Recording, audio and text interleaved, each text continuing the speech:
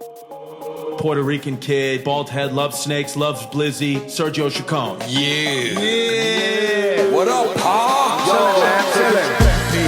Peace. Welcome to the DBS podcast. It's your boy Sergio Chacon, aka Blizzy Chacon. That shit's whack. I mean, it's always gonna be Dirtbag Shit podcast. The DBS podcast.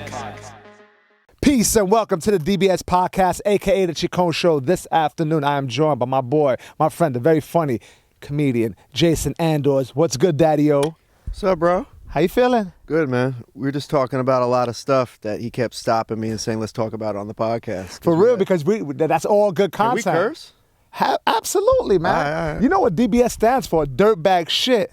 That's why I have no sponsors. Oh, That's why I'm in the hole 2 years in. Yeah, but I got free orange juice. You got free orange juice. And I took the expensive, I took all the good snacks. I don't fuck around. He put like 15 hummuses on his cargo shorts. It's like 2 Cliff bars. I bought these because I had a rash on my calf before I went to Dominican Republic.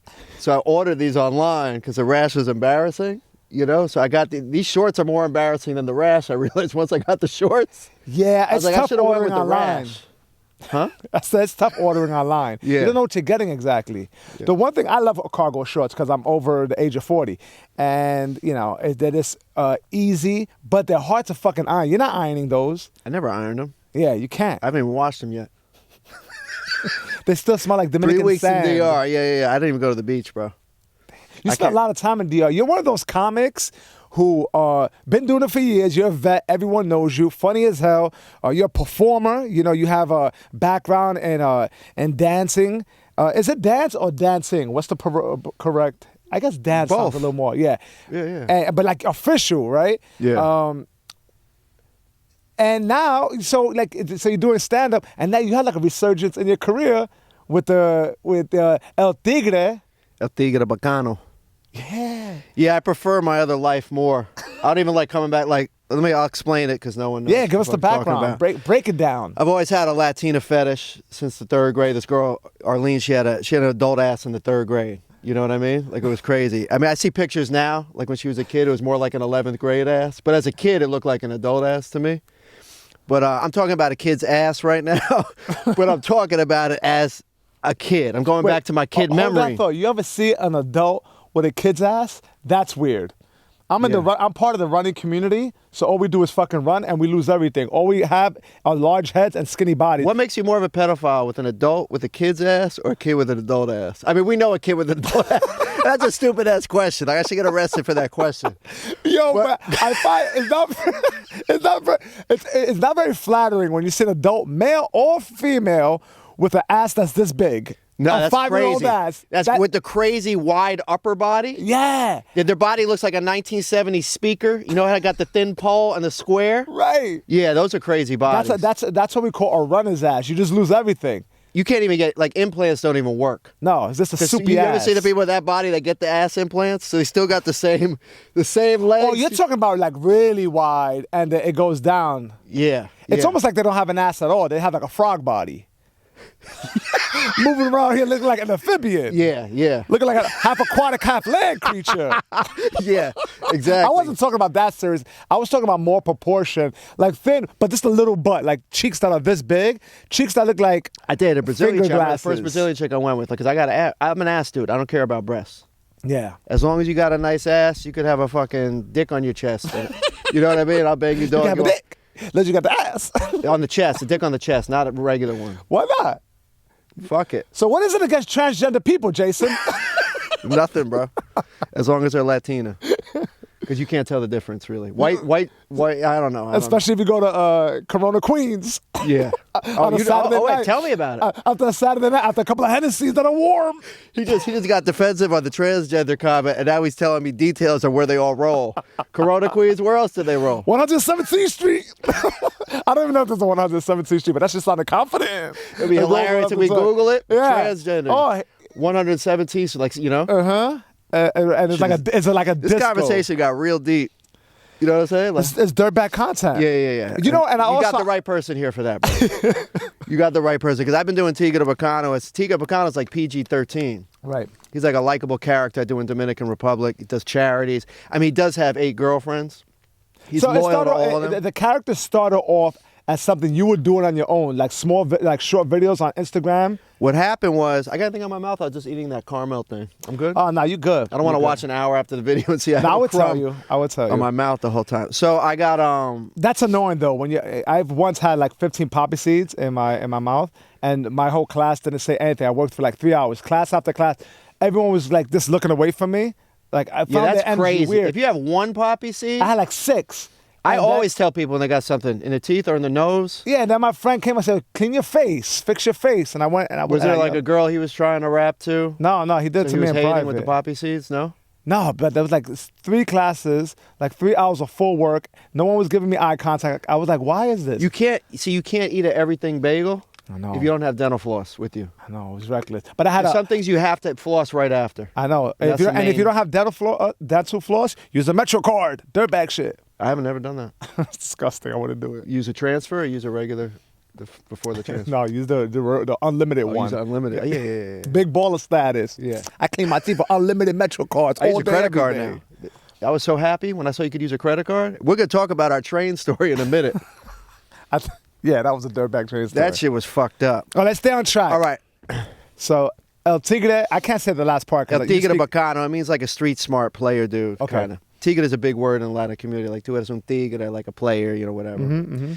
So, I always loved Latinas, and that my I cousin. love the knew- way you say Latina. It's very white. a lot of T in it. Yeah, no, I like it Fucking from a hot white. Latinas. But if it was from a white perspective, you know what I'm saying? Yeah, I'm basically Dominican now, but I'm a Jew Yeah. from New York. I'm a neurotic Jew that's Dominican now. It's crazy. So, I was doing, going to Dominican Republic for like 10 years. I went to visit my cousin.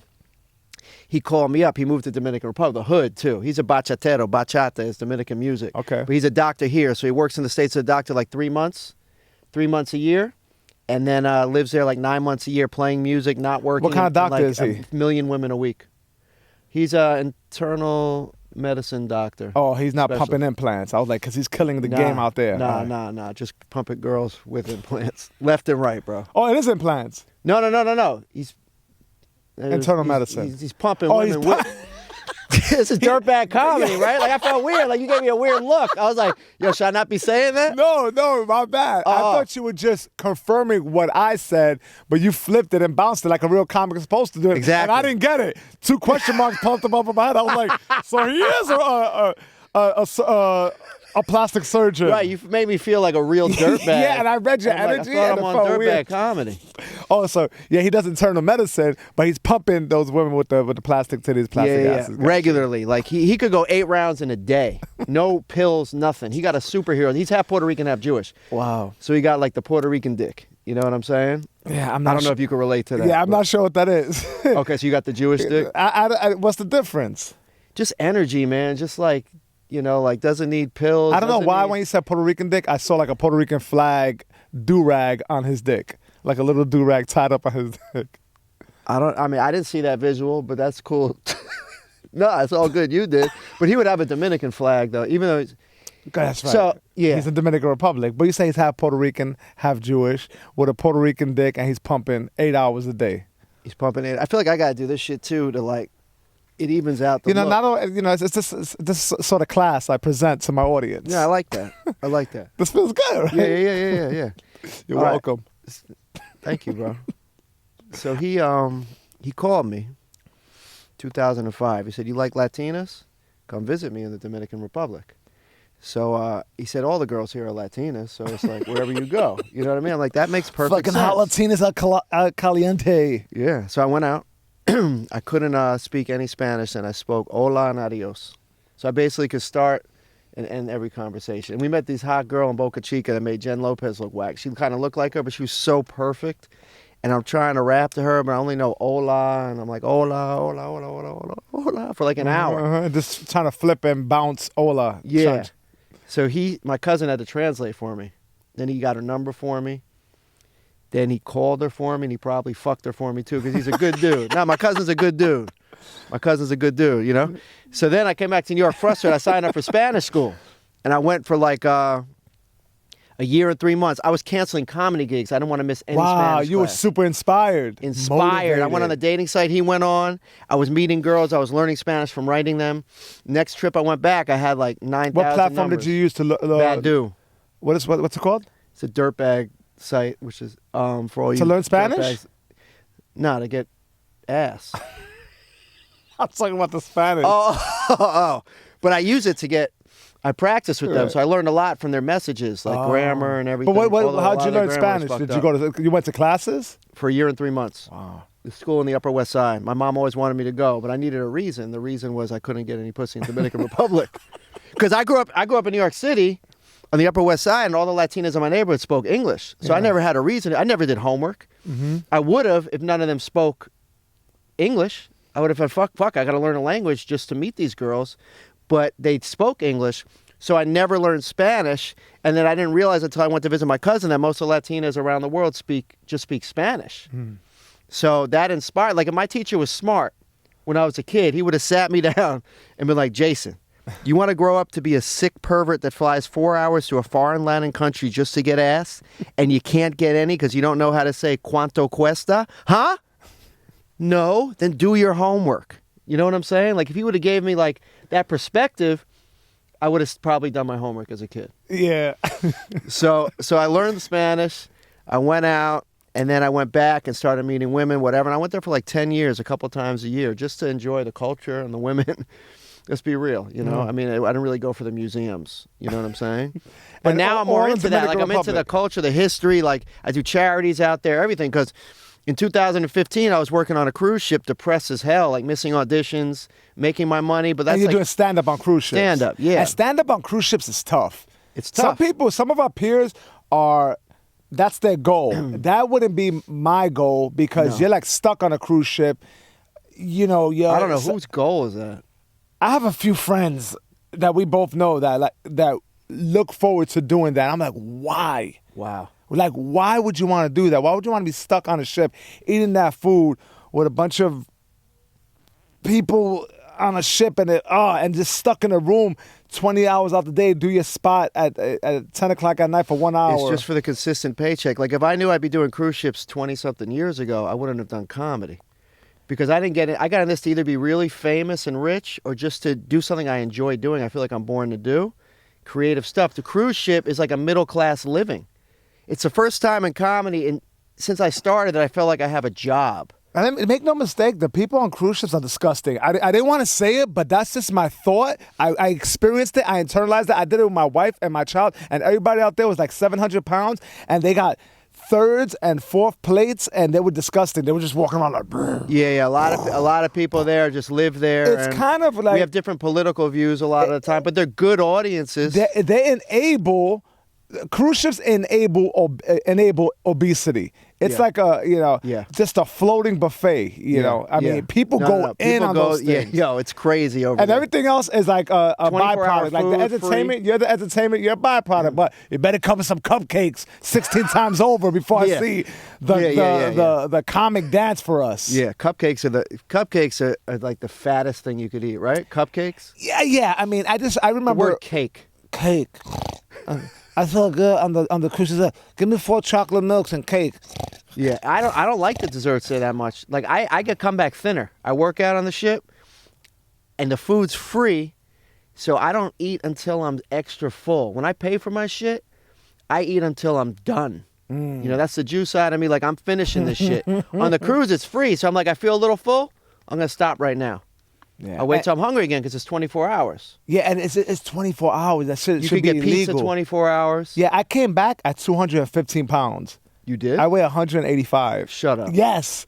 You gained 30 pounds on Yes. the cruise? How long were you away? Like 5 days. Shut the fuck up. What do you eat, a My baby? belly button was protruding like this.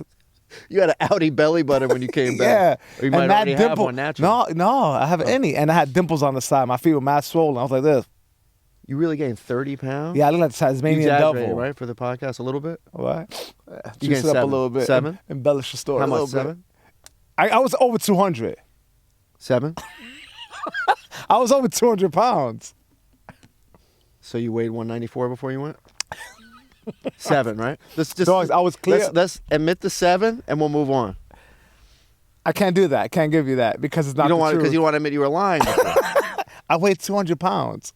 I went for. So you were 193 when you got on?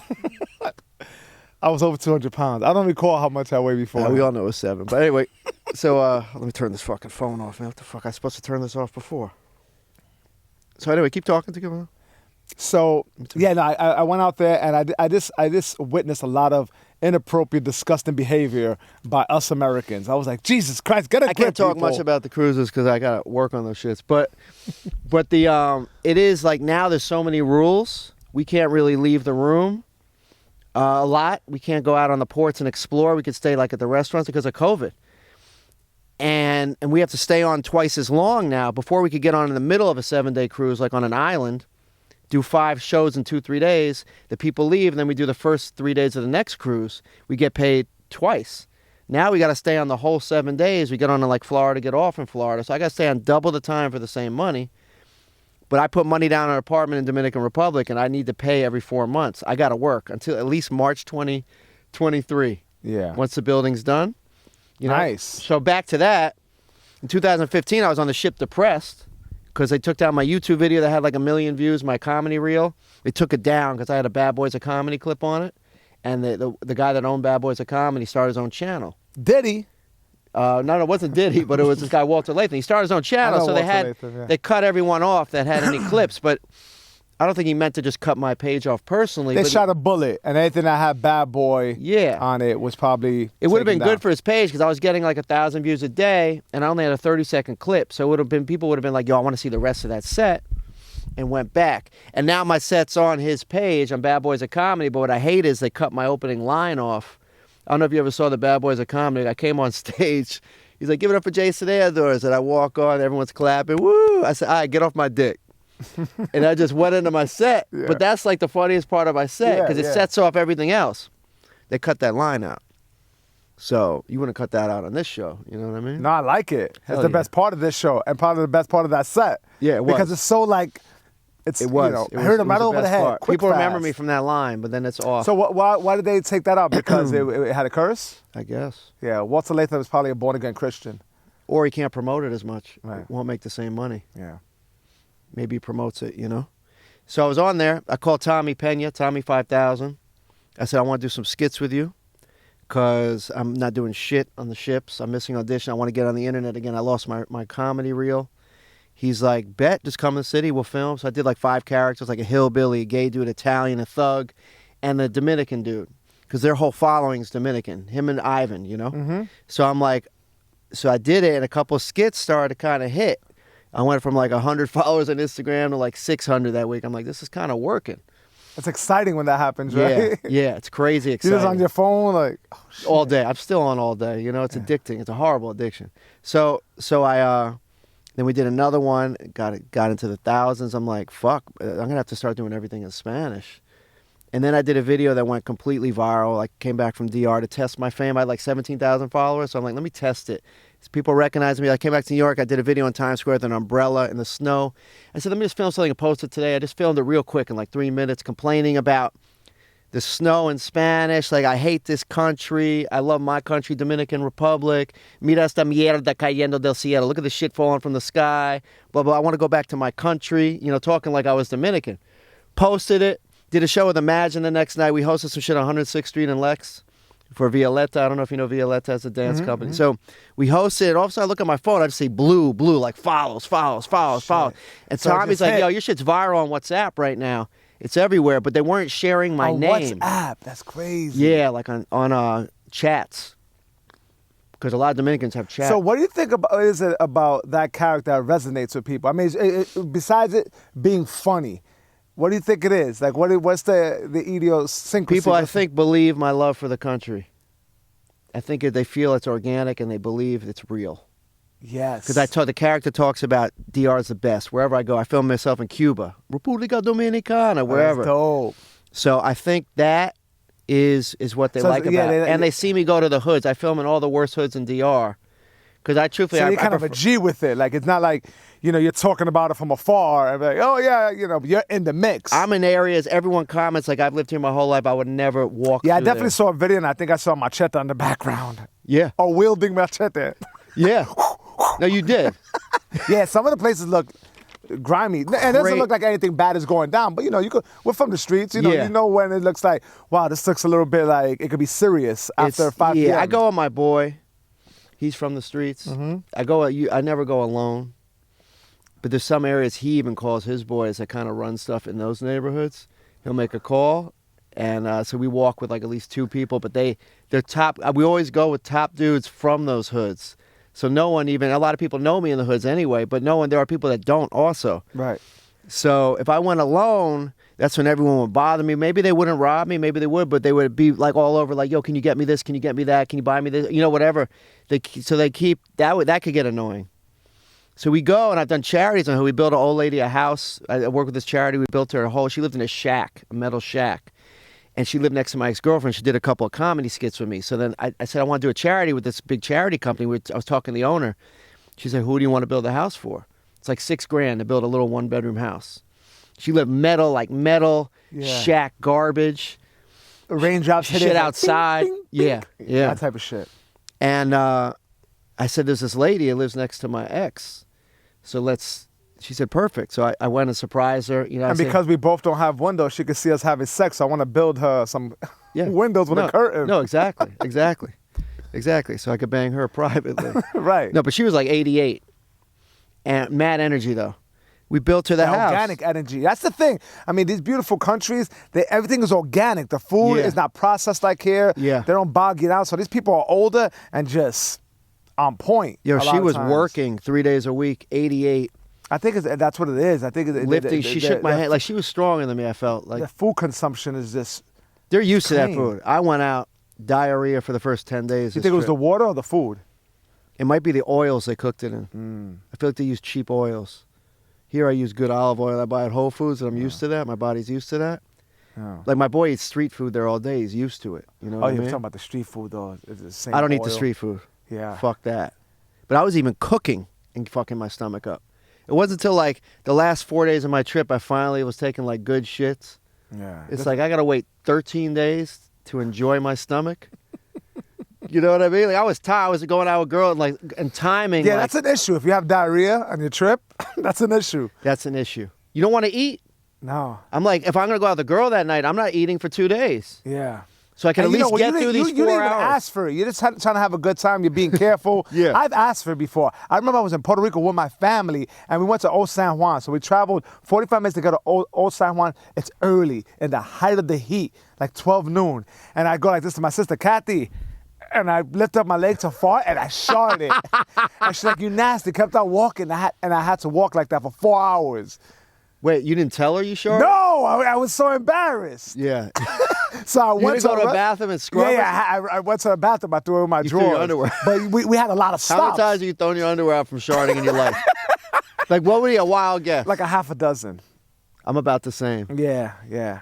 I full on shot myself. Yeah. Grown-ass man, shot myself well into my Dude, I was in the 20s, early shower 30s. in DR.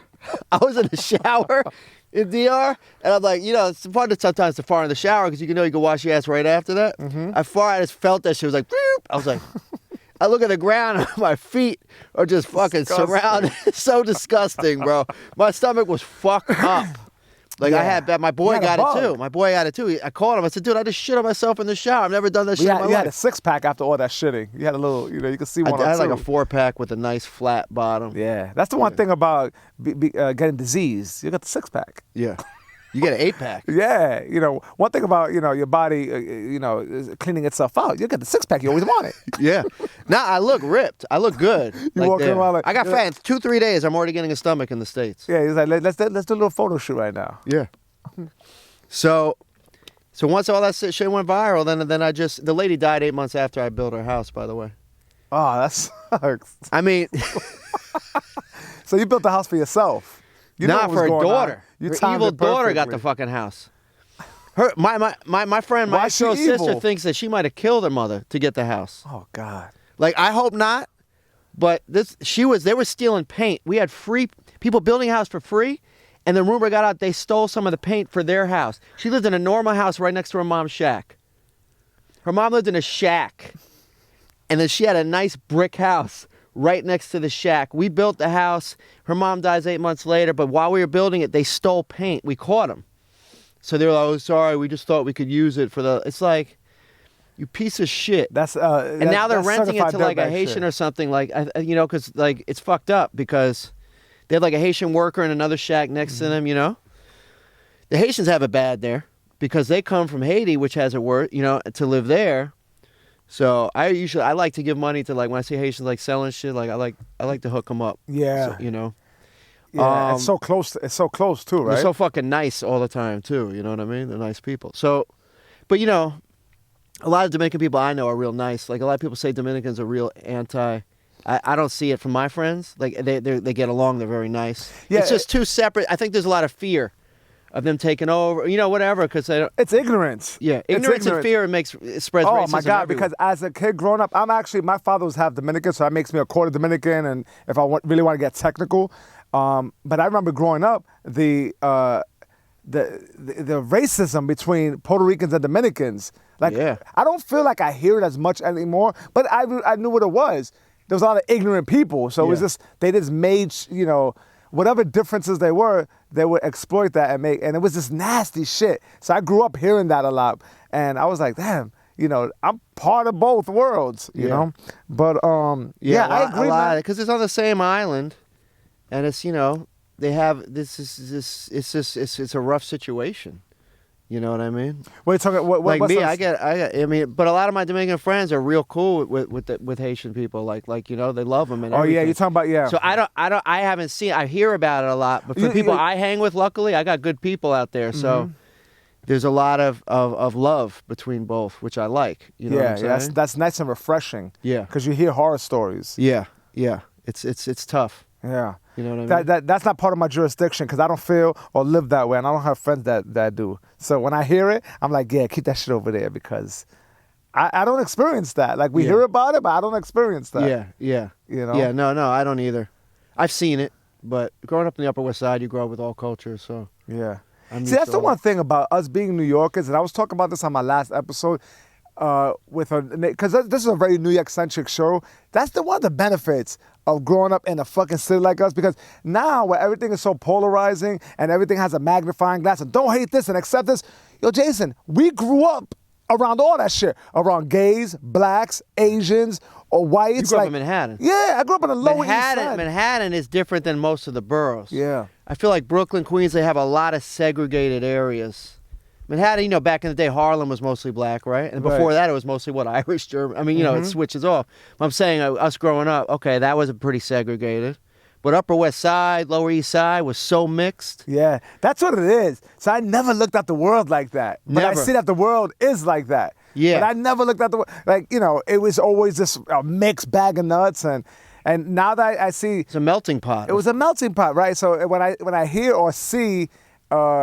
you know, a fight for a certain group of people, I get that fight, but you don't need to take me along on that fight because I've always thought the right way, motherfucker. Like, you keep that shit for you and try to convince your family and friends. Yeah, because like with all my friends, I grew up with everybody. Where'd you grow up? I grew up on First on 102nd between Broadway and Amsterdam. Uptown, right. And then I always bring that up because it sounds harder. Because then I moved to 89th between West End and Broadway. That sounds so much softer. Yeah. And 102 between Broadway and Amsterdam. But growing up there in the 70s and 80s, I got my corner was 89th and Broadway was a prostitute corner. The Rocky Horror Picture Show was right old school prostitutes, like streetwalkers. Crazy old school. Because right now I think you don't see streetwalkers anymore. Now it's very sophisticated and it's probably done online and stuff. But I'm talking pre-AIDS prostitutes. Wow, walking the beat. AIDS was what, 81, when it was kind of official. Hey, Daddy, looking for a little action? Come on, you looking for a little action, Daddy? Yeah, they knew my name. You know what I mean? That's the way they talk, but they're swinging their fucking purses and shit. Yeah, and everyone knew the same prostitutes for like 20 years. There's still one that's homeless sitting on the corner. My dad claims she has an apartment. People know her. But she's been there for like fucking 30, 40 years. Like, it looked like she has full-blown AIDS for 40 years. I'm not kidding, bro. She's fucking outliving everyone. I'm seeing people dying healthy on the internet left and right. This bitch is just on the corner with full-blown AIDS for 4. She's like one of the first people to ever have AIDS, bro. Wow. Yeah, that's official. Yeah, my father died of AIDS first time he got sick. He was one and done. Your dad died? Yeah, quick shit. fast. I didn't Quick know that shit. fast, yeah. I was 10 years old. So He's like laughing. I'm like trying to keep it straight. No, that's what it is. But I'm just saying, like back in the day, people like What died year? quick. 1990. Okay, so he had it. Damn, he had AIDS during the crack era. Yeah. So yeah, that's the thing. I don't know if he got it from. Wouldn't get it from smoking crack. No, he got Ass crack. Maybe ass crack. He could have got it. He used drugs, but he also. Yo, listen, I'll put it to you like this. I have two half brothers that are the same age as me. So you do the math. Oh, wow, really? So, one thing about my father, he likes to fuck. Right, right. And I'm sure he wasn't throwing plastic bags over it. No, hell no. So it could have been either way. But yeah, but one and done. Condoms are so And this 80s. woman had AIDS for 40 years and she's still kicking. Yo, dude, she looked like she had full-blown AIDS when I was a kid. She probably was sick and just didn't get I sick think enough. she has AIDS. Yeah. There's no way she doesn't have it. I don't even think she takes medicine. Like, I think she's been living with AIDS with no meds for 40 years, bro. Yeah, it's funny to see those people who just don't go. They're always like, hey, and like, this motherfucker's still alive? Yeah, AIDS ain't killing her, man. Then you She's get some killing AIDS. fucking nutrition, fucking hardcore personal trainer, bright-eyed, bushy-tailed, and then fucking dies off of slipping off a orange peel. Yeah. Like, why is his life like this? Yeah, that'd be whack. An orange, because how often do you actually step on an orange peel? You know what I'm I saying? bring that up because the guy back in the days, Niagara Falls, they used to go down in barrels and shit like that. Yeah, yeah, yeah. There was a guy who actually went down in a physical, like a brown wooden barrel. Down Niagara Falls. Yeah, and then like Why do I feel like that was a dream I had? That was real? yeah, and then he died like 5 years later, slipping on an orange peel. That's crazy. Yeah, I always thought that was a it could be dream. modern day folklore. And Yeah, I've been trying. I've been like not being able to fall asleep lately. I'm such an insomniac. Always try to fall asleep thinking of sheep jumping a fence. That's like the old school thought. They always say that think shit of works. sheep. Not for me, bro. I can't even imagine the sheep getting over the fence. Like every time the sheep jumps, he lands on his stomach. So you it's got like, fat sheep in your dream? basically, but I can't get the sheep over the fence. Like I'll get it over, and it'll just pull back and like fall on the fence. I just picture you like laying in bed and you acting like the sheep, like, fuck, just clear it. Clear it, motherfucker. Yeah. We have too much in our minds, man. Like, there's been times where I'm thinking of, like counting sheep, and then like they'll turn into like dope heads, like just running and jumping over like garbage cans, and that's because that's what we see. I gotta stop thinking about sheep. That could be a start. Yeah, because it's you need a different character. Yeah.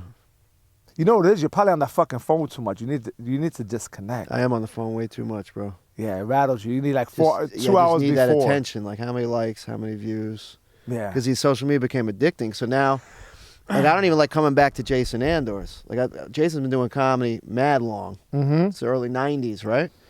But like I've done TV, I've done plenty of shit, but not really. I haven't hit that.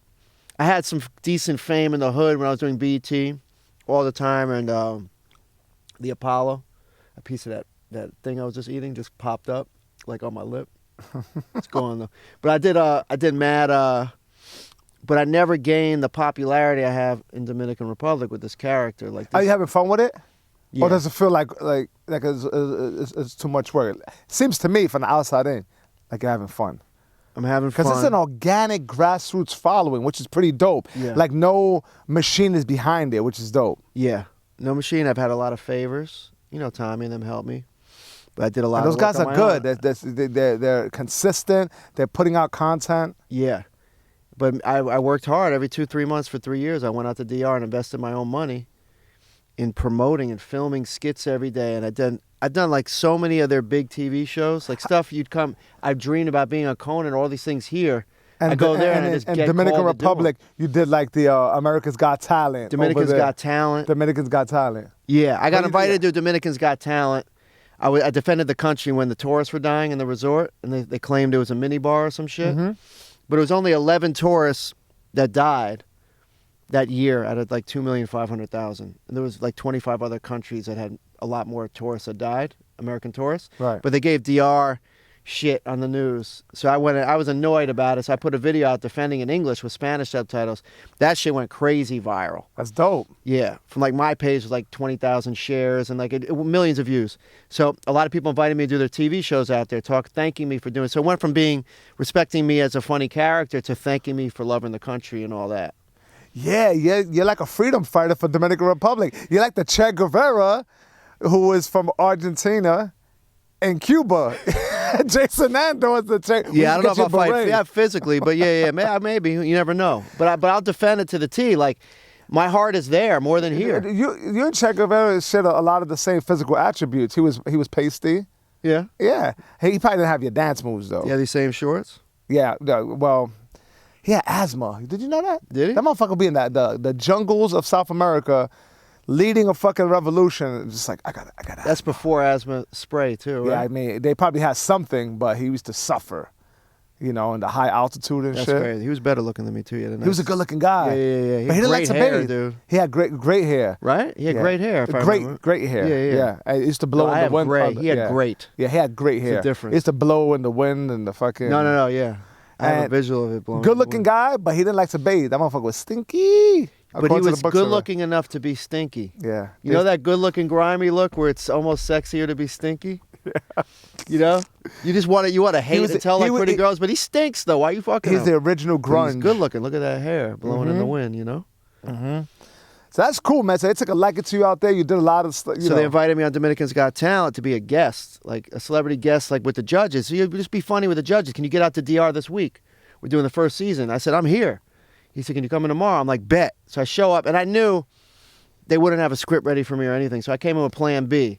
I said, look, I'll just pretend I'm auditioning, and you just film me doing the interviews backstage. We'll see what happens. So they interviewed me for like 13 hours backstage. I'm fucking around with an attitude. Yeah, I'm going to win this contest. And people in the contest are like, why are you here? Like, people already know you. Why are you in the Because I want to win. I like winning shit. Like, with a real attitude. Yo, right? you took on like a villain role, like a Floyd Mayweather shit talking I was being nice to people, but I was talking a lot of shit. Yeah. You having fun with it. Yeah. So then I come spice to it. Yeah. So I came on stage. I fuck with the biggest comic, Raymond Poso. He's like the biggest comedic actor there.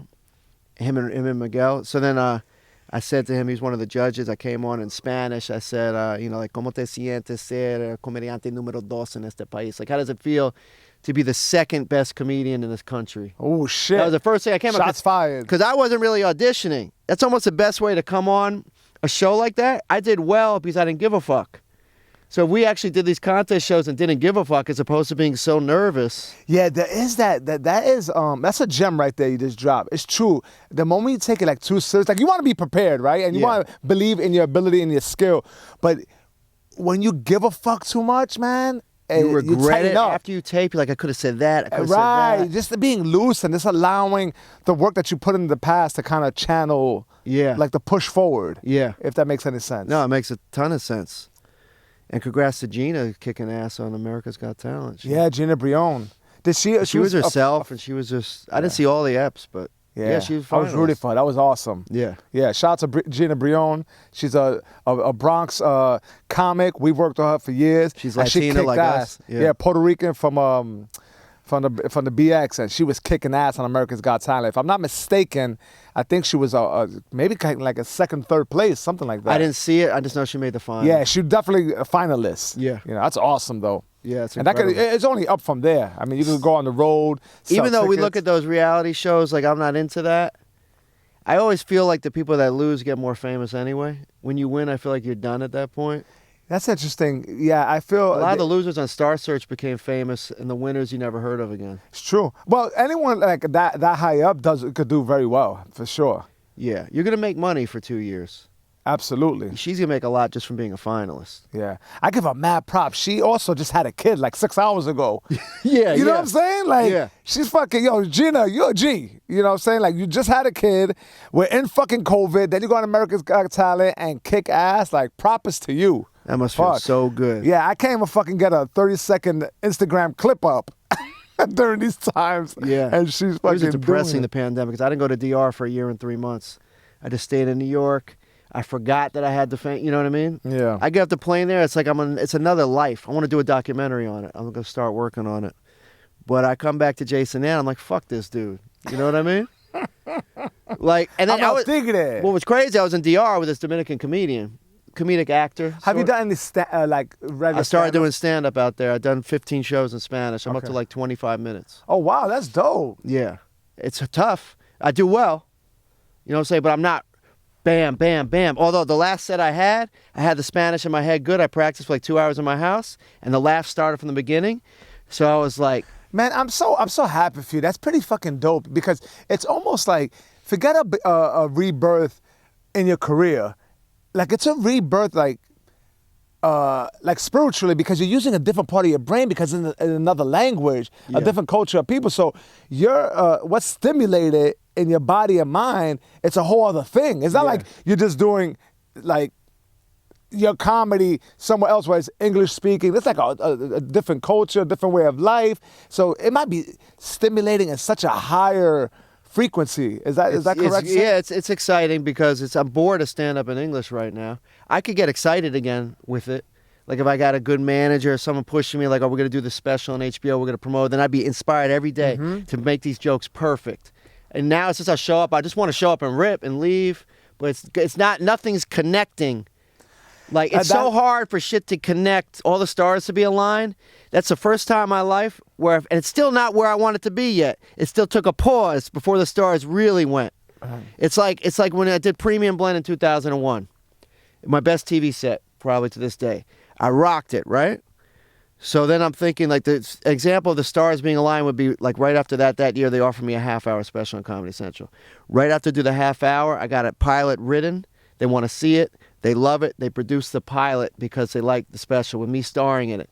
Then the pilot does well. Then they book a season. Then the season hits. Then you got 2. And then before you know it, all the stars just zoomed you right to fame. Yeah.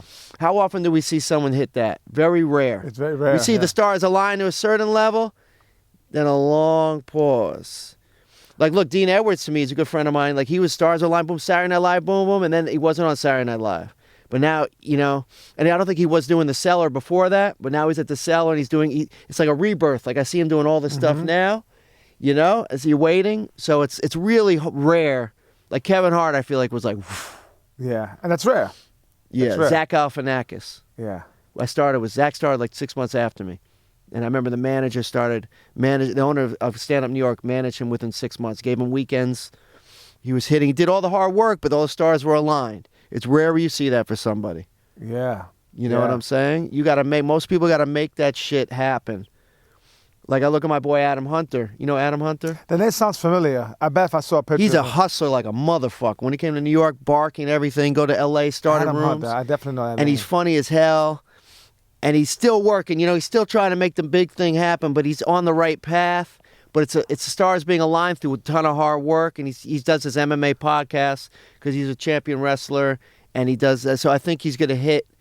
Well, I think that's where it's at because when it comes to having your own grassroots following, you can't be denied. When we rely on outside powers, like a Comedy Central or whatever, and I just use that as an example. You're relying on them saying, hey, I'm good enough for this, but if, like, let's say his MMA podcast, he's passionate about it, he's speaking to the people who love that sport, there's going to be a push and a connection right off the bat that can't be denied. Yeah. But the other stuff, it's like, I'm funny. And it's this random. You're doing acting auditions, whatever, this, that. It's such a disconnection. Like, how many people can you think of where you feel like they really are right in their niche? Exactly. Like Giannis. You know, Giannis had Mauricia. Mm-hmm. He's doing it again, or he does it sporadically. So he'll bring her out when we do like Florida or New York or stuff. But it's like that shit fucking that was a lot of fun to be a part of. And the difference in that and what I'm doing is that's in English. Mm-hmm. So he had the English speaking followers, and that helps for doing stand up in English and booking, selling out crowds. My crowd is all Spanish speaking. So now I got to learn fucking comedy again. Yeah. But I think that makes it so much more fun. It's a challenge. It keeps my brain working. That's what I mean. Yeah. And, you know, I think that's awesome to have that. Yeah. You know? I always thought Giannis should do a tour with both separate and just make that money. Well, one thing about the Marisa character. One weekend it's him and the next weekend, you know what I'm saying? That'd be dope. Yeah, yeah. The character does well, like in Florida and New York. It's kind of dwindled down everywhere else. But the one thing about that character, transgender person, is that everyone knew that. That was a very, major cities know that character, right? Yeah. Like Floridians, New York, cities, like they know that character. They have family members like that. She was raw, gritty, funny, honest, but also, I think they were rooting for her. You know what I'm saying? Like there's a magnifying glass on the transgender experience now, and people are like, "Yo, these people have to be, treated equally and everything." But I think that's what people are rooting for with that character in a way. Yeah. Like, yo, this is a motherfucker who's going against all odds, funny but a tough motherfucker, hilarious, right? Very rare where I see someone do like a gay type of character, or just that type where he's so good with the dialogue. I mean, it was great. You could tell. I mean, he knew, he internalized it. Yeah. And that it was special. It was a special legitimately character. funny. Legitimately funny. And because he's legitimately funny. Right. It was it was very. I was telling you, like I always thought he was funny since back in when I used to see him do the open mics with Donnell on 95th Street. Like he was new then, right? That was a late night. When did he start? I'm not sure, but yeah, that was around the same time because I think Donnell started putting him on first. Yeah, and I remember seeing him. It was a hard room. It was at a bar. Donnell's one of those dudes. Like, he's been a gatekeeper for a lot of motherfuckers. He put Corey Fernandez on first. When you first started, was he putting you on like that? He put I was me in on. a sketch group. Yeah, Donnell, I started doing the black circuit. I started comedy in 93. I did my first black show in 94 at Hunter College. I was there. This guy, Chris Kringle, Cahill, from Def Jam. He's like, I got a show. I was friends with his boy. He said, you want to do comedy? My boy's doing this Def Jam show here. It's going to be all black crowd. I said, bet, fuck it. I was in it 8 months at this point. And so it was Cahill hosting. He brought me on as a new jack. John Smooth, I don't know if you remember him. He died, rest in peace. And then Rob Stapleton. Wow. I have it on tape. That's I have my dope. first black show on tape, so that's going to be part of the documentary. That's dope. I ripped it. Like, for that back then. I watched it, said I'm so different. It's such a weird thing to watch. But I had really good laughs. And everyone wanted me back. They're like, yo, everybody wants you back, bro. And they did another show 6 months later. That's awesome. I came back 6 months later, bro. Tried to do the same fucking set. It didn't work. Got heckled. I said, yo, who said that shit? No one answered. I said, yo, who said that? Stand up. This dude stood up and said, I said that shit. What? I'm like, what? I had nothing to say. He's like, what? And then everyone started booing and shit. And then I'm like, fuck. All right. I lost. You got me. Bombed. But before I go, can I at least say one thing? Like, all right, go say it. So I went to the laundry yesterday. I got my pants back from the laundry, and I had a stain from here to, and I grabbed my dick. I was like, scope! I caught all you looking at my dick. And I walked off stage. So stupid. So Scope. juvenile, bro. Remember Scope? Yeah. Used to So grab Scope. juvenile. I got a couple of scoping. laughs, but I fully bombed, and that was the first lesson. But then I bombed at the Uptown, soon later in Peppermint Lounge. You ever hear the Peppermint? Yeah, for sure. That was 94 also. I did the Peppermint. I did the comic strip audition for Lucian. And it was my third, fourth callback. He gave me 4 callbacks before he said no. He fucking teased me like a motherfucker. God damn. So I rocked. It was an all-black crowd at this Monday night audition. And everybody was bombing, and I had a real good set. So this guy in the crowd was like, yo, my friend books the Peppermint Lounge. It's in Jersey. It's a real hard room, like 400, 500 black people. It's known to be hard as hell. Everybody bombs. Last person I brought got booed off. But I think you could rip it. I said, yo, let's do it. I'll do anything, whatever, you know? And that probably comes from the fact that you grew up around a lot of Latinos and blacks, right? You rolled a lot I of... grew up. I was a B-boy. I was a popper as a kid. Yeah. My best friend Norman, a.k.a. Normski, was original Rocksteady crew. I grew up by Rocksteady Park in Manhattan. That's dope. So Upper West Side. So yeah, but Upper West Side was different when I grew up. Because Upper West Side was not safe. Like Zulu Nation, Ball Busters was a Dominican gang. I used to be in the Zulu Nation. Were you in Zulu? Yeah. Pisaki. You had the beads, the black beads? Yeah, with the African, the African pendant. Okay, yeah. My boy, that shit got me to junior high school. I went to the Hunts Point for all the chapter meetings will be in Hunts Point. You did? African Bombado will be speaking. There was this dude named Silver Dollar. He was a Shaka Zulu. Shaka Zulus were the ones. Shaka Zulu now. Yeah, those are the motherfuckers that do security. They put in the work. No, my good friend, like Norski's brother. Yeah. Scott was the they used to protect me as a kid. No one fucked with me. Like everyone that knew me, would not fuck with me because they knew they'd said one thing to me, they were getting fucked up. You know the thing I liked about Zulu Nation, that they encouraged reading. They used to give us like pamphlets to read. I knew my alphabets, so I liked it in that sense because I felt I didn't even know that. Yeah, I mean, I should join Zulu. I never did my homework. They gave me the alphabet A through Z. A was Allah, B be born, C cipher, D divine, and you knew it, and you had to study them. And it would ask you random questions, and they'll give you like certain like quizzes on situations or like articles that had to deal with. If you murder someone, where do you put the body? Like shit like that? No, like the plight against black man or something. But black and Latinos were all brothers and all that shit. So it was like stuff that I was kind of hearing at home from my mom, but there was kind of like a street element attached to like some hip hop shit. So I liked it, but there were times where I felt a little dangerous because there was there's chapters. They were gay. They were violent. Yeah, they weren't. I never want to say a gang, but there were definitely dudes who behaved like gangsters. They were kind of a gang back in the day, but then they became more of an organization. Don't tell my mother that when I told her I was joining. I was like, it's an organization that really preaches for peace and organization amongst the community members. And she's like, okay, I guess you could go to the Bronx and with 15. Who are these ball busters that they have beef with, that they have shootouts with?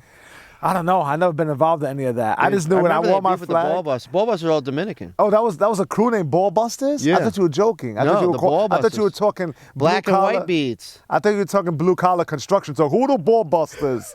I thought that's what you were saying. We're fucking the Ball Busters over here. No, they were the Dominicans. Yeah. I didn't even know that when I was a kid. I heard that recently. And then there was another gang in my neighborhood I didn't want to talk about because they know. But anyway, they had beef with like the Ball Busters. But Did you have close to home to talk about that? Did you get into a lot of shit as a I got mugged constantly as a kid. So you used to get bullied a lot? I got bullied a lot, bro. I got mugged a lot. I remember you were telling me there was like a dude who was like, he was a repeat offender. I got mugged 3 times by the same dude. Yeah. A dude that looked like Mike Tyson. He looked like Mike Tyson in a funhouse mirror, bro. That's a long story, but I was walking with, the first time he robbed me, I was walking down, I ran away from home, right? I used to run away from home all the time for like 2 hours. Naughty. But like 2-hour runaways. You know what I'm saying? I run away, go play some video games. That's what happens when you run away from home. You get got. I got, bro. It was on 87th and Broadway. Your mother probably set it up. Probably did. That probably was my mother, bro. It's corny as hell. You could cut that part. So the same dude was fucking... I walking down the street, I hear, yo, my man. I turn around because I knew everyone in the neighborhood. I'm like, yo, who's that? And he turns around with a gun at me. He's like, yo, get the fuck over here. I'm going to murder you, right? I'm looking around. It's just like the one moment where no one's to be seen. Of course. Ghost town. And shit like that, everything happens like in slow motion, right? Dude, scary. It was scary. And I'm like, oh, God. I was walking towards him, like slowly, like looking. Can someone? This is a miracle, right? Someone's gonna save me right now.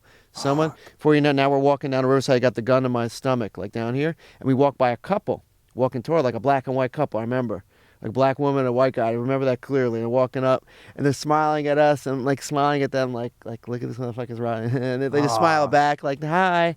And they don't see it, or they saw it and didn't want to help. One or the other. Mm-hmm. I get to the park. He's threatening, yo, just give me all your shit. You say anything to anyone, I'm going to bring you in the park. I'm going to murder you. I'm going to shoot you, every bullet in your fucking head. I'm like, don't worry. So he's being very vocal, like at first. And I started bullshitting. I was 15, right? So I started bullshitting with him. I'm like, yo, man, relax. Don't worry about it, bro. I don't care. You could take all my shit. Like, I don't even want this gold chain. I was like, yo, I was adopted, right? Like, I was raised in, like, orphanages and shit. I was telling him this crazy bullshit story. I'm like, yo, I was the only white dude down with this guy. I don't know if you heard of Zulu Nation. He's like, yeah. I'm the only white guy down with that crew. They put me down. They used to send me on crazy missions to do weird shit. I don't even want to talk about it, you know? But, like, I didn't know. Like, I finally found a family, so I would do this crazy shit. I'm lucky to be alive and stuff. And I was adopted by this rich family up here, finally. And they bought me this stuff. They make me wear it, but like I fucking hate this, man. Like I like it's a favor for you to take this chain from me. Like I was making him comfortable. I was like, yo, thanks, bro. It was like a Jewish star gold. You know, I'm like, you know, thanks for taking this shit, man. Take good care of it, bro. You deserve it. You know what I'm saying? And he's like, yo, what do you got on your wrist? And I tried to pull up my coat to like move the watch with it, but the watch just like went through. I'm like, motherfucker. He's like, yo, what's up with that watch? I'm like, oh, I hate this fucking watch too. The bullet, you could take it, man. Take my. I had a little gold chain too. Like I had my shit for my bar mitzvah, like my bar mitzvah gifts all over me. And then he's like, what's up with the coat though? It was like a $300 ski coat. Oh damn. And I'm like, yeah, what, you want this bullshit? I'm like, they ripped me off for this shit anyway. I paid, I think, $29 for it last year. Fucking robbed me because I found it was only $19. It was $300. He's like, just keep the coat, man. I said, it's kind of cold, I was like, so he was being a he little. didn't take the coat. So he said that? He said it's a little cold. No, I said it was a little cold. He wasn't being nice. No, I said it's a little. I thought cold. you said it's a little cold. No. There's nothing nice about this evil motherfucker. God damn. So then we hung out.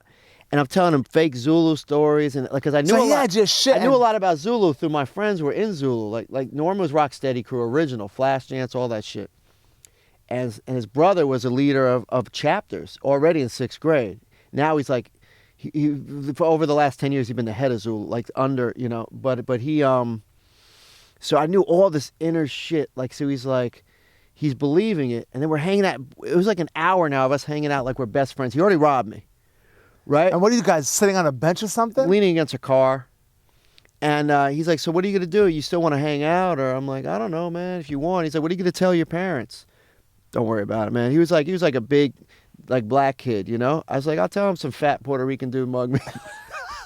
I didn't even say, I said, don't worry about it, man. I can describe what you look like. You good, bro. So, all right, I guess we good. I said, yeah, man, we good. So he started walking up Riverside Drive. And I slowly walked, and then I dipped to Broadway, and I found a cop car. I'm like, yo, some guy just robbed me. They put me in the back of the cop car, and we looked for him for like an hour. We didn't find shit. So now I'm like, fuck, man. I'm walking around the neighborhood, and I see him the second time. I go to meet my boy Pete at the spot we used to meet where they had a couple of video games in the back, a little cigarette store. Yeah. And I go to meet him there, and we usually play a couple of games. Whoever shows up first will play a game. So I show up before him, which is rare that I'm early. So I show up there and I put like quarters on the top. You put the quarters on the top. And I'm like watching the guy play, and all of a sudden I look to the left and I realize it's him playing the fucking game. So instead of just slowly walking out, my greedy side said I should still grab my quarters though, And he followed my hand to my face and realized, followed me outside. He's like, yo, where the fuck you going, man? Yo, I know you got the fucking cops on me that night. I should fuck you up right now. I'm like, dude, I didn't get the cops. Like, it's all good. He's like, yo, man, what's up, man? He's like, yo, what's up? You want to buy? I just got out of jail right now. And he shows me like the whole thing saying he just got out of jail. He's like, so what's up? You want to buy this watch? He had like a Swatch watch. I'm like, well, I guess this is the least pussy way that I could give him money for the watch, even though I don't want the watch. Like he's not technically robbing me. I'm analyzing all this because I don't want to get robbed twice. I'm like, all right, how much? Just give me $5 for the watch. I'm like, fuck it, it's a Swatch. I'm kind of making my money back from the last robbery. So I give him the $5, and he tried to grab both back, but I pulled the watch. He's like, all right. I go to the back now, and he's hanging out. So he goes to the back, and he's fucking with some dude in the back. God and my boy damn. Pete shows up. And he's like, hey, what's up? He pats me, what's up, showing up. And he realized the guy came back. He said some shit to me, and he realized that this was... Pete just knew right away that something was wrong. He said, sorry, sir, I thought you were someone else. And he walked to the back, acting like he didn't know me. So now I go to the back, and I'm like acting like I don't know my friend. And he's fucking with some dude. The dude later told me he showed him a gun, So I'm talking to Pete, and I'm like, yo, Pete, that's the dude that robbed me. He's like, I figured something was weird about that shit. I said, just leave and go call my dad right now. Just call him and tell him what's up. Just leave. I'll deal with it. I'll act like I'll stay here. He walked out. He didn't follow Pete out. 5 minutes later, my dad came running in the shit with a bat, drenched in sweat, and 3 dudes, detectives in suits. Holy shit. I don't know how in 5 minutes later, I was like, how the fuck did you get detectives in 5 minutes? He said, I ran down this Broadway from 18, it was like 5-block run. I ran down in the middle of Broadway in traffic with a baseball bat screaming, hoping cops would stop me. And they did. And I said why I was doing it. And then we went there. And the dude wasn't there anymore. I said, yo, let me just put me outside as bait. Hang out in different corners. Let's wait for him to come back. He probably saw me with them. Never came back. So now I'm walking around with like every weapon possible but a gun. Like a blackjack. That shit's nerve-wracking, man, because it's in your neighborhood. Right? It's in your... Dude, it was like, you remember Juice, Tupac? Yeah. How he'd show up? The motherfucker would just pop that up. reminded me of that. It was the same fear. So now I'm with Pete again. And I see this dude like a block away. I'm like, yo, I think that's him. He's like, nah, it's some white dude or something. And I should have been remembered Pete has fucked up vision, you know? This is like a dark-skinned black dude. I'm like, a white dude? Okay, I guess it's a white dude. You know, like I wanted to believe him. And then we walk and we go back the other way. Oh, no. At first we go in the Love Discount store. And then I see him on the corner. I'm like, I dip in the Love Discount store. And I tell the guys, yo, is there some dude outside waiting? They said, no, we don't see anyone. I said, I know I saw him, Pete. He's like, you're probably seeing things. I said, nah, I just saw him, bro. And we walk out. Now we're out at 86 and Broadway. That's when I saw him again. He said, that's some white guy. I said, all right. So we kept walking, and he just walks right up to us. What's up, man? I'm like, motherfucker. He's like, yeah, man, I know you fucking got the cops. I'll fuck you up, man. And we met this other dude, Rob, I knew, who actually now works big in the music business, right? So he's like, I told Rob about him. And he's like, yo. He's like, he goes to Rob. He goes, what the fuck you looking at, man? I should knock you the fuck out. And Rob's like, nah, I'm good. He's like, he goes to my boy Pete. He said, what's your name, bro? He's like, Peter. You know, like, what the fuck? You told him your real name? And then, like, we're walking, and we get to Rob's building. I'm like, let's get the fuck inside. We dip inside, and Pete lived a block away, and he kept walking. I said, where you going, bro? Come in with us. It was a doorman. So now we go upstairs. He grabs his chin-up bar. I grab some type of weapon. You know, we go down to fuck this dude up, you know? But we get it, right when we get to the door, we acted hard for at least through the elevator ride. We get to the lobby, and now we're just peeking outside. Like, is he still there? Is he still there? Yeah. Because I called the cops upstairs. I said, the guy just came back. I said, meet me on 86 and Broadway. So I'm waiting to see if the cops show up, and I see the same guy that robbed me walking across the street like nothing. Across 86. I'm like, fuck, come on, cops. And then I see an undercover car, like, pull up. I knew it was undercover by the way they pulled up. I dipped down to Broadway and just run in the car, and they pulled out. Because I didn't say, like, who I was. I'm just opening the door. And like, dude, you got to fucking say who you are before you run in the car like that. I said, okay, whatever, sorry. I said, that dude right there is hiding in the phone booth. The phone booth still, you can see your legs. Yeah. See his legs? That's the motherfucker that robbed me, you know? So they go and grab him, throw him against a cop car. And he's looking at me like so angry, but I'm looking at him like, finally, motherfucker. He turned 16 the next day. This dude was like 6 feet. He had a Mike Tyson type of head, you know what I'm saying? Yeah. And his birthday was the next day in jail. And my dad came down because he knew how I was living for 6 months in fear. He came down. He said, can I just talk to him, officer, for a second? And he went in. My dad was an actor, you know. He just got in a zone of like, you could see him through the glass. He's like, but he told me what he was saying. He's like, yeah, when you get in jail, man, just be careful, man, because you're going to get fucked. You know, he was saying crazy shit, you know, like they're gonna fuck you in jail, you know? And the kid's crying, you know, and I'm even like, I'm not feeling bad for this motherfucker at all. This dude tortured me. Yeah. Like, I still have like feelings from that, you know? And he was on trial for some other shit. I went in front of a grand jury for him. Like, they questioned me, a grand jury questioned me. That's like a big deal. He did time. He did a little time. He did like 1.5 years, but he was bad in Spofford, so he got like another 3. And then I heard years later he did like 7, and like, you know. But it was bad experience, you know. Like, I don't even know. Like, I feel like I could be friends with any ex-enemy or beef, but it would be weird to talk to this dude now. Yeah. I probably could. Like, it would kind of be like, but, you know, to me, it's like, yeah, never wanted. Every neighborhood has a guy or guys like that. He was from Uptown. Yeah, and I knew his address. Like, I found out all his info. Yeah, you probably and right that year, a with it. song came out, a rap song. We go down to 86th Street to rob motherfuckers. You know what I mean? I was like, that's funny. You know what I mean? I was like looking to see if the artist was him. You know? Yeah. That's wild, man. So that was one of the times I got mugged crazy times, bro. I just wandered the streets and I'd always get attempted mugged. There were times I almost got mugged where I saved him by mentioning my friends in Zulu. Like, yeah, don't I know you, bro? I met you through my cousin. Oh, you know him? I was only playing with you, bro. I wasn't really going to rob you. I was fucking with you, bro. Yeah, it happened a couple times. I told my friend that I used his name to get me out of a mugging. He almost got mugged once on West End. He used my technique, and he called me. He's like, dude, the shit worked. He's like, they were robbing me. I was like, yo, you know Scotty and Norman? They're like, yo, you know them? I said, yeah. And Ty Fly from Rocksteady? Yeah. And they didn't mug him. You good. I got mugged by someone I knew once on the way to my therapist. On 89th in Amsterdam. I saw my boy Si. I was like, yo, what's up, bro? He's like, yo, what's up, man? The other dude was like, yo, what's up? Patting me this boy. I'm like, what's up with your boy, bro? He's a little crazy. Just do what you got to do. I'll pay you back, whatever. And he robbed me for my 35 cents, my half-fare bus pass. It was 70 cents. 35 cents on my bus pass. I had to walk to my psychologist. I had to walk to 100th Street. I showed up a half hour late. Then I had to pay this motherfucker. All we talked about for a half hour was how I felt about getting robbed. And now I got to pay him $150 for talking about it. I felt like I had to go to the police station and report my psychologist for robbing me for a fucking $150. You know? That one should have been on the house. Yeah. Another time in 6th grade, when the shell top Adidas came out. Remember when those came out? Yeah, having your sneakers stolen is the most Walking home in your violating socks? shit. Your socks, or they give you their sneakers. Yeah. Yeah. I didn't get robbed. Attempted. Yeah, I've seen it happen before. Yeah. And just a kid crying without sneakers, and the kids are they're like hyenas. That's bad. Yeah, it's bad. I've had to clean off people's sneakers for stepping on them. I cleaned off the dude's sneakers for not stepping on him. He told me I stepped on him. I knew I didn't step on him. There's some real dirt. I'm like, yo, my out there. bad, bro. That's a horrible feeling, like patting off sneakers when there's no dirt on it. E2. I think you're good now. You like that? Get it off? Nah, a little more over there. I've cleaned off a pure white shell.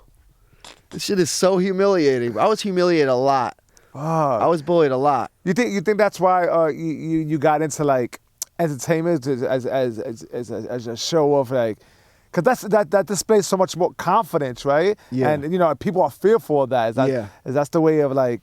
I mean, my that? upbringing was a funny upbringing. I had a lot of funny friends in the Upper West. Yeah. And I was always not a class clown because I wasn't loud in school. I was a class whisperer clown, and I used to love snapping on people's moms and all that. I didn't become funny until 7th grade. I was always doing weird shit before that. I always wanted to do stuff different from everyone. But I always liked doing, if I was going to play football, I want to be the quarterback. Or I was always the best arm wrestler. I liked solo shit. And comedy's solo. You get all the blame or all the credit. I didn't like team sports. That's the way I felt, I like too. tennis. I wanted to do boxing, but I fucked my elbow up. I like stuff. I like getting all the blame, all the credit. Yeah. If you're on a team, how are you happy when you just won the World Series when you're on the bench the whole time? Yeah, no, it's a little weird, You didn't right? do shit, bro. You know what I mean? So I, in 7th grade, my boy Malik. That's not the guy who used to punch the trees, right? Nah, I was this dude, Rich. Yeah, he was a. Everyone needs a Rich in their life. Rich used to hold you down, right? This guy used to Rich punch. protected me a lot back in the day. Yeah, man, it's always nice to have one of those motherfuckers who doesn't give a fuck. This guy used to punch trees for training. Yeah, he punched trees, and when he hit the heavy bag and everything, I never seen him put tape or gloves on. God, he always damn. wanted to make the knuckle big. That shit was. You saw a picture of that, right? Yeah. Yeah, it was crazy. His hands were calloused from the congas all day. He would knock people out with a slap. If that didn't work, then he'd use the fist regularly. So he played the congas, and his knuckles are all evenly laid out. He fucked up my wrist in his house on a speed bag that was full of sand and steel. The steel was in between the sand. It was almost like a rock, and he had me hitting it, But I fucked my wrist up, and they were all drunk and smoking, and they were like, "Yo, keep hitting it, bro." And I was hitting over the bad wrist. My wrist never healed after that. But he would hit rope. He had rope wrapped around wood in his house. He would do the craziest, illest workouts. Climb up his building to get to the 4th floor. He'd hang on this fire escape, and do but not like pose. this move, like the straight arm with his legs out on the Puerto Rican flag from the 4th floor. Dude, he'd do 125 push-ups with his girlfriend on his back. Crazy He's shit, a beast. Bro. A beast. And he used to knock motherfuckers out left and right. Yeah, that's one of those guys that he didn't like fighting one-on-one. Because he knew if he would really hurt you, he couldn't really defend himself. So he knew his ability. So he used to like fighting guys. He used to like fighting crews. He used 10 to on like fighting 1, 15 on 1. He just like going in a pile of dudes and taking a little. Because he knew pain. one-on-ones he could hurt somebody really bad and he'll get in a lot of trouble. Yeah, he'd done it. He's but he was crazy, man. I remember one good story was I was hanging out with him, right? And he just came from doing his crazy training. He trains all day long. He works out everything he does. He can lift a car up as high. Was he formally trained or all kind of? He boxed as a kid. Okay. But I don't know what happened, why he stopped exactly. But he stopped at 17. He did fight in the Golden Gloves and stuff. So he's a technical, decent boxer. But his level on the street will make him. I would have my money over him over a guy that's a better boxer than him at the gym, for what his brain will do on the street. Yeah. His overall knowledge of just what to do. You know what I'm saying? I've seen He's it. not thinking too much. He just switch He's off. a first punch dude, Yeah. Fearless. I've seen it. You know what I'm saying? I'm hanging out on the street, and he just came from work. He looked crazy. He was maybe only he fluctuated from 175 to 200, 5'10 and a half. never had an ounce of body fat. Like stomach muscles were like bricks, forearms like Popeye, you know what I'm saying? The knuckle, everything. And he could bench reps of 400, you know what I'm saying, at 180. He was benching reps of 400, reps of 600, like squats, you know what I'm saying? Just crazy, weird strength. So he's standing there, and then he's talking to this girl. I'm like, she's cute, man. He's like, yeah, you know his sister that is. That's Timark's sister, you know what I'm saying? The martial artist, famous martial artist in Last Dragon and everything. He was from the neighborhood. Okay. I'm like, you ever spar with him? He's like, nah, he doesn't really talk about fighting around me, you know what I'm saying? I'm like, oh, this motherfucker's my hero, you know? So, because he was a professional black belt, everything. But he's like, yeah, so then this dude was screaming on the corner, right? And he's like, no shirt, stocky brother, like cornrows, you know what I mean? But like, he didn't look like he was homeless, but he didn't look like he lived in, like, I don't know. He had like, almost like he looked like he's homeless in a level where he can't have someone can send him a letter to his house, but he can mail a letter with a return address. Okay, I got He was like you. at that level. So he's like walking up, like throwing shit, pissed. Because I think I found out later someone spit at him out a window. He looked he was only like 5'9", but a good 230. You know, with the extra ripples on the neck, you know. Yeah. And like just punching cars. He picked up this little Mexican delivery dude off his bike and slammed him. There was this BMW driving by blasting hip hop. A bunch of thugs, and he kicked the car. Come out of your car, I'll fight all you motherfuckers. I'm like, in my head, I'm thinking, I kind of want to see this happen. This Bag of popcorn. Yeah, but then he came at me, and I had my track bike, my fix, and then he rushes me. The fuck you looking at? I'm like, I put my bike up like a bitch, and Rich kind of hit him in the stomach to get his attention. You know? I'm like, my hero just saved me, you know? And he's like, what the fuck? You want to fight, motherfucker? Oh, shit, it's about Let's to go down. And I'm like, oh, boy. That's a beast. Yeah. And then Rich's like, you want to fight? Let's fight. Jay's like, hold my shit. And he's like, stands like 4 feet away from him, and he's shadowboxing a little just to warm his arms up. You know? He's like, all right, let's go. And the dude threw a punch. He just moved it easy, blah, blah, blah. And Rich just threw like a soft, kind of like just a good jab. Hit him in the top. And he fell down on one knee and got up just from that, you know? And he's like, all right, come on, let's go. Boom. He ducked a hook the guy tried to throw. Boom. And he threw another left. I don't know what it was, like a cross. It wasn't a hook, but just in the top of his head again. Later he told me I don't want to hit him in his mouth because I didn't want any blood touching. So I was concentrating on the spot where I was going to hit him. Like, that's how good he is. Yeah. That he wasn't worried about just winning. It was more about, let me just... Placing the shot. Yeah. You know, you don't want to get your knuckles cut from hitting someone in their teeth. He didn't. That was what he was concentrating on. So it was like a clunk. And the dude, like a cartoon, was like doing this shit. Days and a temple. Yeah, he was like spinning like a cartoon. And he just fell like on the ground. He wasn't out. His eyes were open, like almost looked dead. And his forehead just opened and blood covered the whole shit because his knuckle went like in his fucking head, right? Holy shit. So he helped him up. He's like, yo, I'm going to help you up. You try to fight again, I'm going to really fucking hurt you. This dude is fucking like mad composed, bro. Like, Yeah. He put him up. Cool as a cucumber. Yeah. Put him at the car. These British people came up and was like, that was incredible. Do you box? And they're like, you should ice your knuckle. It's crazy swollen. He said, nah, I didn't even hit him with this hand, right? Because that's the right knuckle they were pointing at. It looks crazy. Yeah. So he's like, yo, what's up? You want to go eat? You want to go, like nothing happened, you know? And that was a crazy story. And the guy was just like dazed, and he just got him Crying. The guy was kind of crying. He's like, I fucking hate my life, man. Someone spit at me out the window. Now I get fucking knocked out. So he was like sober into reality after that beatdown. Yeah. Wow. Yeah. That shit calmed him. I love Most his of the time he stories. knocks people clean out. Yeah. But But it's funny that he felt for this guy a little bit. Like he was in tune to like his enemy. Yeah.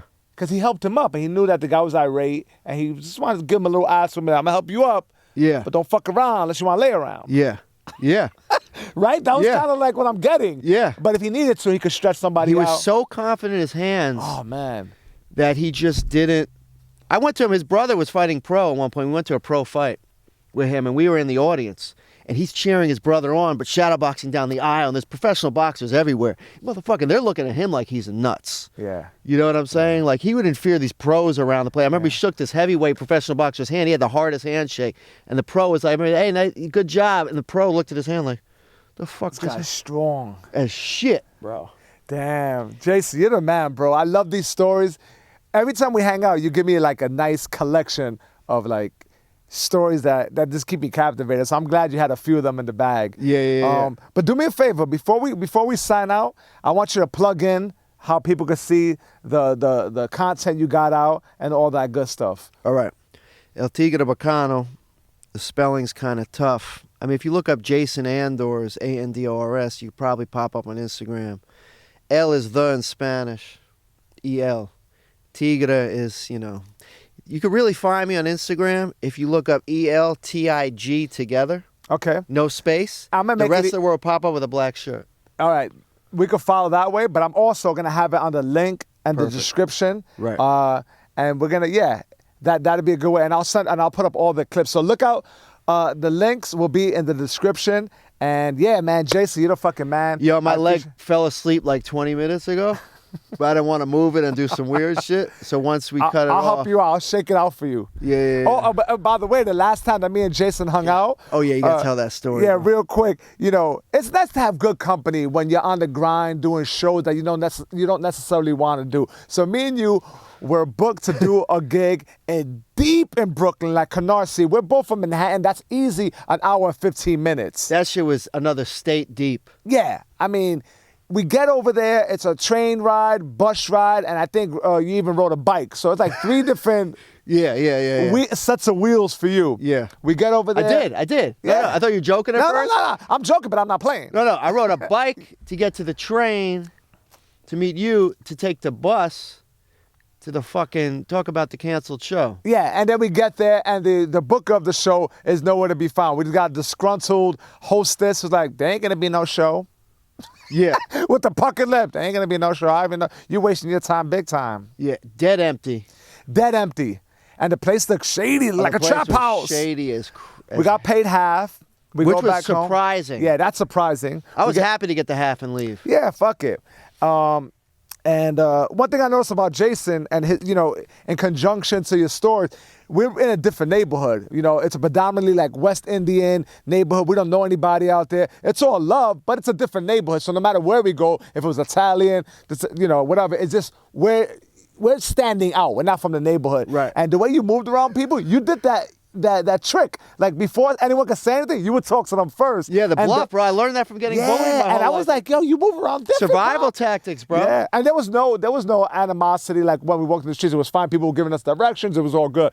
But we get on the train, and we're the only 2 light-skinned dudes right after on you the train. tell me everything's cool, like the way you handle yourself. But we got out of that situation too. But that was close. Yeah, so there's a dude who's acting a fool, and we're tired. We get on the train.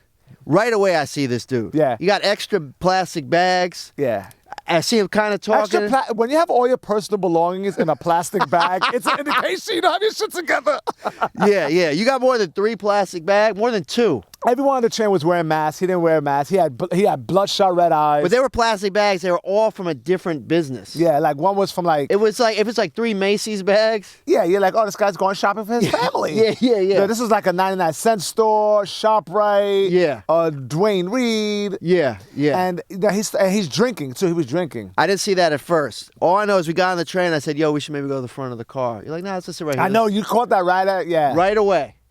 Right away. I kind of ignored you. Yeah. I was like, no, we're sitting here. And so I'm like, all right, he wants to sit here. At least he could fight, so he could take this dude. So I don't want to fight, though. Right. But I'm like, you made us sit there, so you got to fight this dude. So then, all right, go on. Let's see. Yeah, so then the guy compliments your shirt. Oh, right. Yo, that Calvin Klein that Calvin Klein. I got his joint like that, I got the same shit like that, but I got an extra line here and shit. Yo, that's dope, man. And we got our mask on. We're like, yeah. He says, Jason says, I love this shirt, And then he was the friendliest guy ever. Friendly. 2 seconds later, we're laughing about something else. And he goes, oh, you think you're funny? I'm not bipolar. You think I'm bipolar?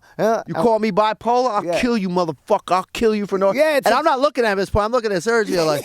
I didn't know what was going on at first. And he's like, you cool. He looks at me. He's like, you cool. He gives me like the knuckles. And I'm with the mask on, like unable to... When he said, you cool, I'm thinking, fuck, is Sergio really bonding with this dude? Like, now Sergio ain't going to fight for me now because they're cool. Honestly, my gut instinct was telling me he was just out of his mind. I didn't sense that he was going to do anything, but and we got up and left because he was just being fucking annoying. He was scaring the shit out of me. Yeah.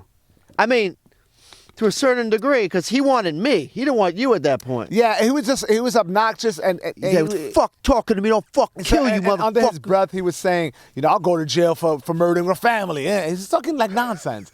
And then we just right. Odds are he does that all day long. Right. And but I was glad you agreed. Let's just get up and go. I want to get on another train. We still stay on the same train, so I didn't enjoy any of that ride. I'm thinking he's going to come through the car sooner or later. Yeah. And the thing is, that is the best thing to do. You do not want to engage in hand-to-hand combat on a train. Listen, it's disgusting to get your hands dirty like that. You can get in a lot of trouble if you hurt somebody, and it's fucking dangerous. Like, you do everything totally you can dangerous. to move. You want a rich punch in that situation. Yeah. You don't want it to go to second punch. Yeah, but you don't want the guy to bite you. At all. Anyway, we came out that unscathed with a great story. Jason, you're the man. Thank you for your time. Yo, thanks for having me, bro. And yeah, for sure. DBS Podcast, like, subscribe, comment, and all that good stuff. I appreciate you guys. We out of here. Peace. Peace.